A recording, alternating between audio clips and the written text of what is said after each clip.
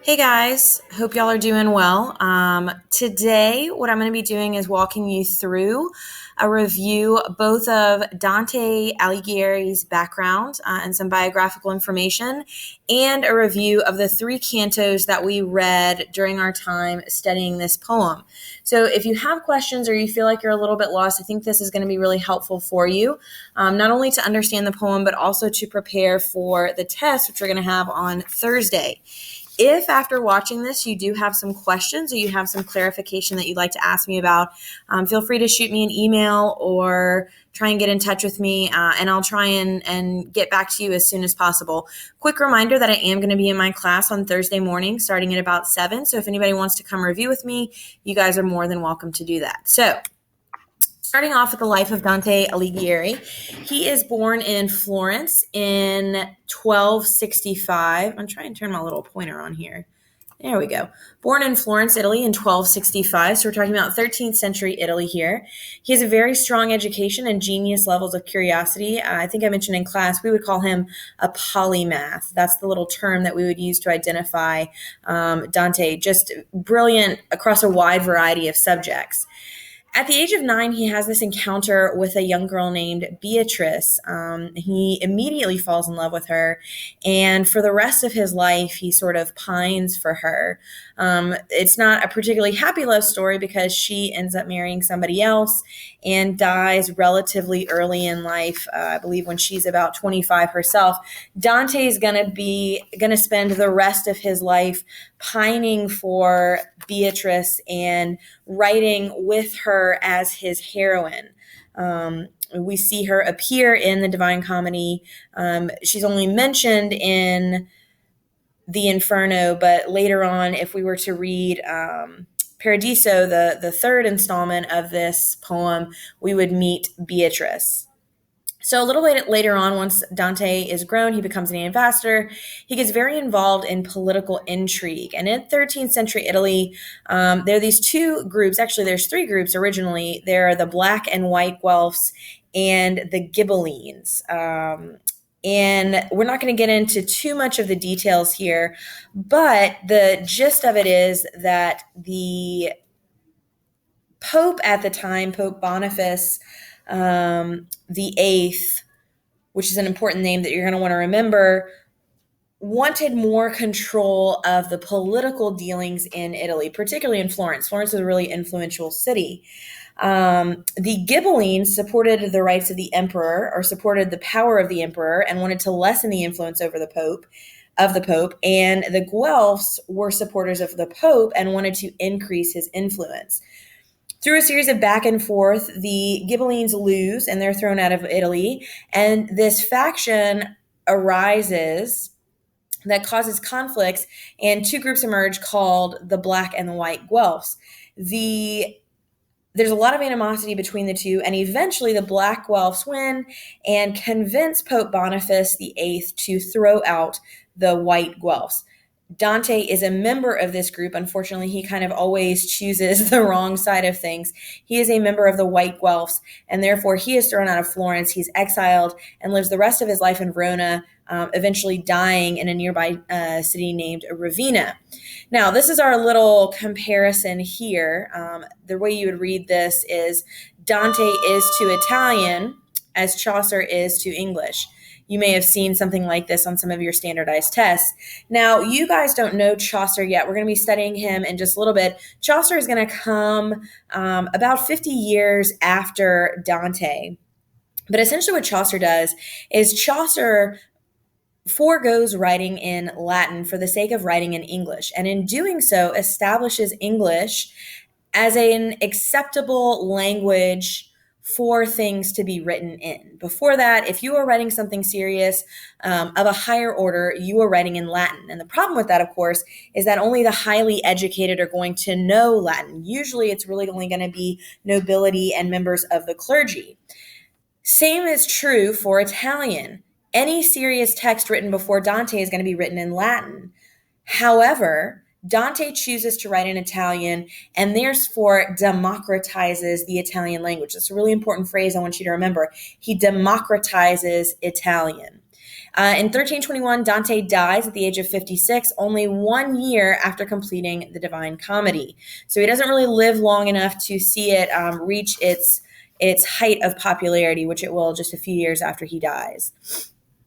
Now, turning to the specifics of the Divine Comedy, I did link this for you here. This is just a little image of the 9 circles of hell. We only read a couple, so you're only going to read, or you're only going to recognize the forest here and the windswept level, the 5th circle, and then, Canto 5, which is the 2nd circle, and then the center of the earth where Satan is located here at the 9th circle. So, but it's just an interesting little image I thought you guys might like and be able to use as a reference point. So this is a 3-part poem. Inferno, of course, is hell. Purgatorio is going to be purgatory. Paradiso is heaven. Now, when we're thinking of Dante, we can think of him as 3 ways, okay? He's obviously a poet. He wrote this Divine Comedy. He was also the author of quite a bit of love poetry, all directed at his beloved Beatrice. Then we've got him as a politician. You remember he served as an ambassador, and really it was his political values that got him exiled from Florence. We can also think of him as a philosopher and a theologian, and I think that this is maybe the most interesting interpretation of Dante. So even if you are not particularly religious, I think Dante's poem continues to resonate, even if you're not a believer. It asks philosophical questions that will resonate even if you're not theologically minded. So, why does bad stuff happen to good people? Why do some people get away with things and others don't? This is really the central question. Dante is nursing his wounds in Verona and not able to understand why these people who betrayed him, resulting in his exile, have not been punished. Well, the answer that he provides in the Inferno is that they don't get away with it. They don't escape. They may escape punishment in this life, but in the next life, they are going to come up with their divine retribution. Now, something we didn't talk a lot about in class, but I did want to point out, is that, yes, Dante writes in Italian. He wants to rival Homer and Virgil. Homer, of course, is the author of the Odyssey, and Virgil wrote the Aeneid. You guys will be familiar with Homer and his Odyssey, and Virgil will appear later on as a character in the Divine Comedy. He's writing in something called terza rima, and I underline and put this in bold so that you guys would remember to write it down as a potential question on your test on Thursday, which is an interlocking rhyme pattern. Okay. And each stanza is going to appear in 3 lines. Now, this is a poem. This is not Dante's Inferno. This is actually a poem. I believe it's a Wordsworth poem. I'm actually not 100% sure about that. I need to go back and double check. But anyway, this is a poem. It's written originally in English, so you can see the rhyme pattern better. The terza rima for Dante is only going to exist in its original Italian, and since, to my knowledge, none of us are fluent in Italian, I figured it would be better to show you an example in English. So let's look at this. So, a wild, wild wind, thou breath of autumn's being, thou from whose unseen presence the leaves dead are driven like ghosts from an enchanter fleeing. In terza rima, these 3 lines are going to have an alternating rhyme pattern. So you can see it goes A, B, A. The A is corresponding to words like being and fleeing and anything that would rhyme with those words. The B corresponding with the word dead and anything that rhymes with it.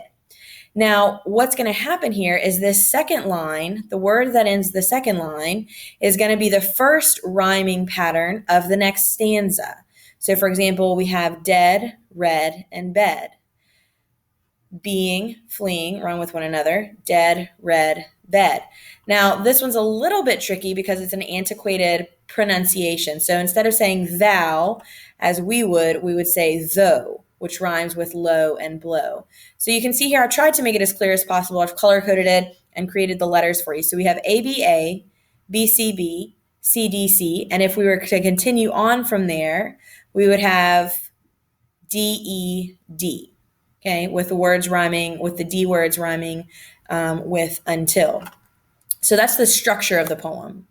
Now, looking on a little bit more, it's important to remember that the Divine Comedy is very intentional.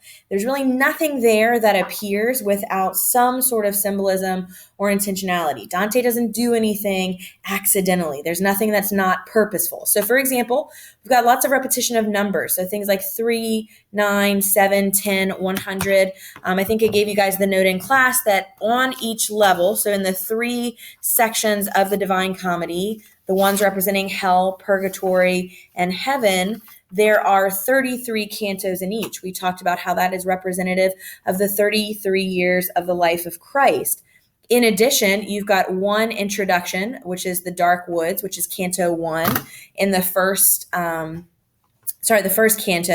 And so that means that there are 100 cantos total in the entire poem. So it's a nice, perfect round number. Dante appears as the main character or pilgrim in the poem. Virgil is his guide. And this is really important because Dante is really kind of being competitive here. He wants to be considered in the same league as authors like Virgil and Homer, who are sort of the next level of success in poetry and literature. So not only is Virgil his guide through hell, but he's also his guide through the literary field. Right? He's also his sort of grandfather in literature. So the fact that Virgil is Dante's guide is no mistake. Now, as far as the structure of the play, the poem, of course, you can see the 9 levels of hell here. They represent, in varying degrees, the sins of incontinence, which would be lack of discipline, sins of violence, sins of fraud, and then at the center of hell, we're going to have Satan, which we'll talk about in just a minute. Now, moving on to Canto 1, this is going to serve as the introduction to the Inferno. And as a whole, the Inferno is an allegory. This is another word I want you to remember. So the plot deals entirely in symbols and is therefore true on 2 levels, literal and metaphorical. Meaning, of course, that you could read Dante's Inferno just as a play about a guy who goes through hell and sees all these different punishments and is sort of, horrified by what he sees. However, the second level of significance and the more important or richer level of significance is this second level, this metaphorical level, which is really representing what's going on in the struggle of the human soul to find unity of God, okay?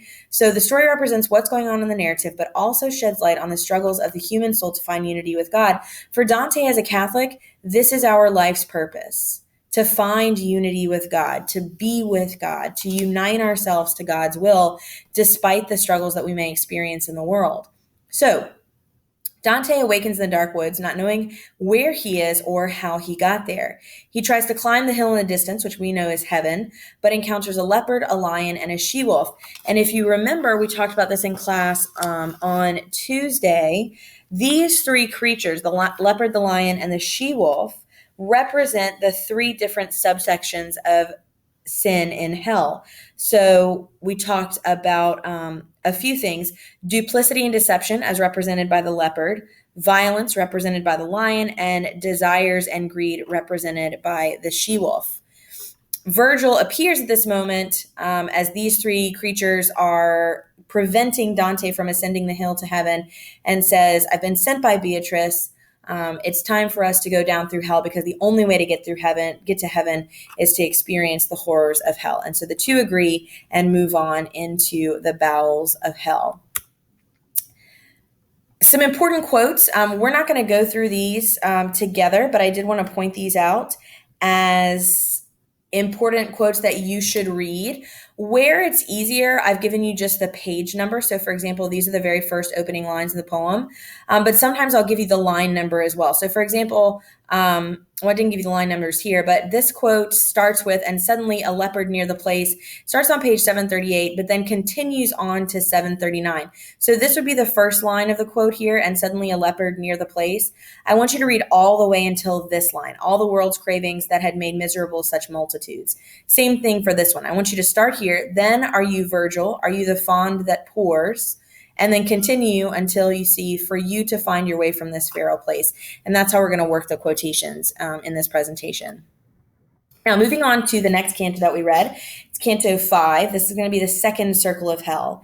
Here we meet sinners who abandon themselves to their passions, especially lust, and these are punished by being eternally swept through a whirlwind.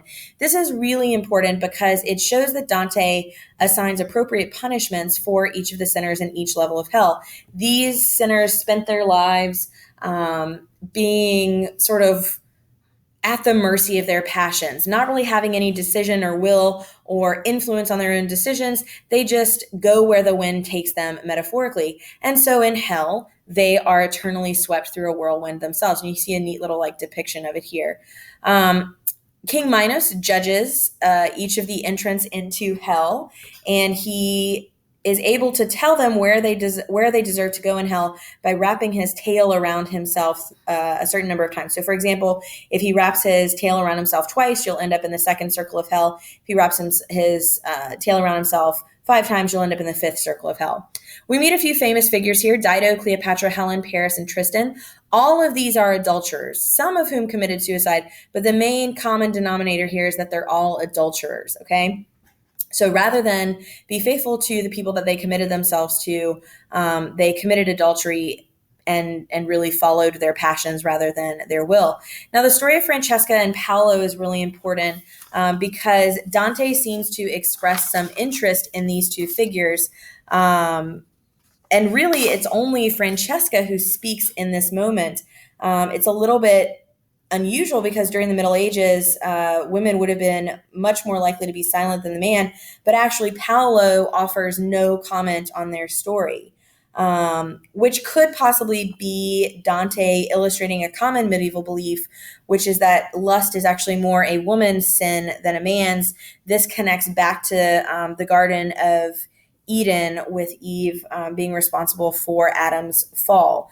So we meet these two, and Francesca shares her whole life story. She tells Dante that she and Paolo were reading a story of Lancelot and Guinevere. When they passionately kissed, they were discovered by Francesca's husband. It's important that they were reading the story of Lancelot and Guinevere because Lancelot was a knight of King Arthur's round table, and Guinevere was King Arthur's wife. Guinevere and Lancelot enter into an adulterous relationship, resulting eventually in the death of King Arthur. So a lot of treachery there as well. This serves as a warning to Dante. This is really the first time that anybody is going to speak to Dante directly through the figure of King Minos and say, pay attention to what these sinners are suffering. Don't you act in this way.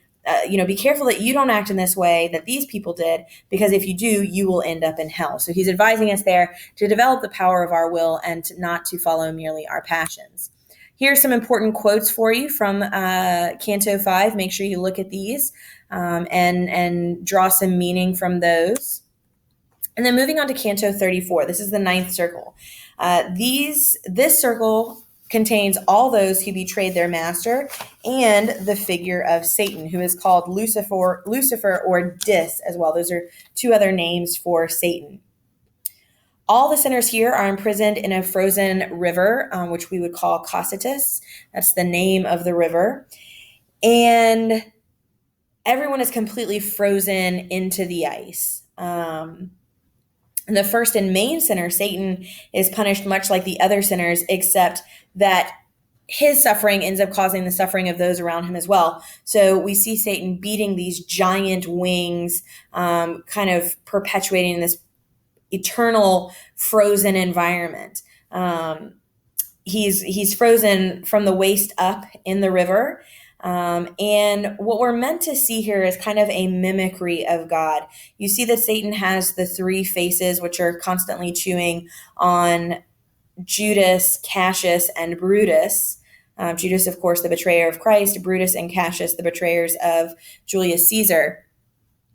And what's important here is that for a Christian audience and really for Christian theology, evil is not capable of creation. It is only capable of imitation or mimicry.